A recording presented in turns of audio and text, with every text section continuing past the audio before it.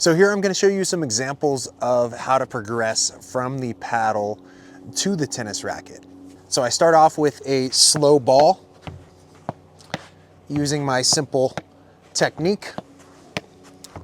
And then as I build confidence in that, I can switch to a little bit faster ball. Using the same technique, I can make the court bigger, so I move further from the net or further from the wall. Still using the same technique, so notice that I'm starting simple, making it more complex. And then as I build confidence, I can eventually switch to a longer tennis racket. But notice that even with the longer tennis racket, I'm using the same technique that I was using initially with the paddle. So the players only have to learn something once, but as they build confidence, you open up the environment so that it becomes a little bit more challenging if the goal is to eventually transition them to the full-size tennis court.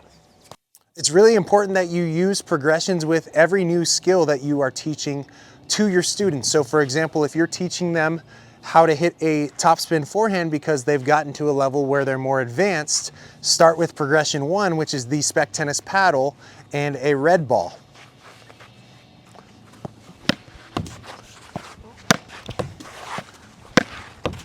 So they build confidence with this progression, and then they can move on to another progression, which could be using the orange ball. So we're making the ball faster, but we're using the same exact technique.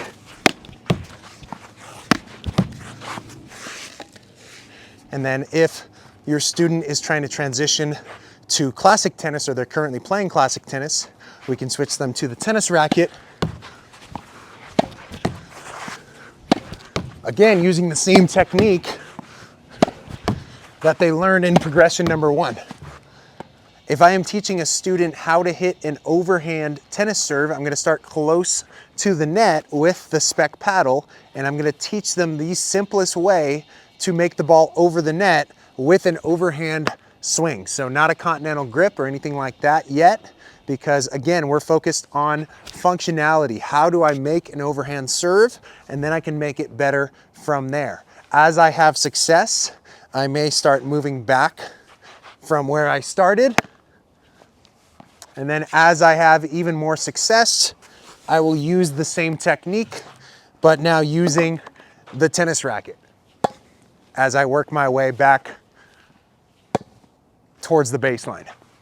So those were just a few examples of how you can use progressions for your students, and it's going to be up to you whether you are teaching your student to play spec tennis or whether you are using spec tennis to teach your student classic tennis. But regardless, the progressions are still the same. We want to start with the simplest possible way with the least amount of variables and moving parts so that our student has a very high success rate. And then as they build that confidence, we can make things harder.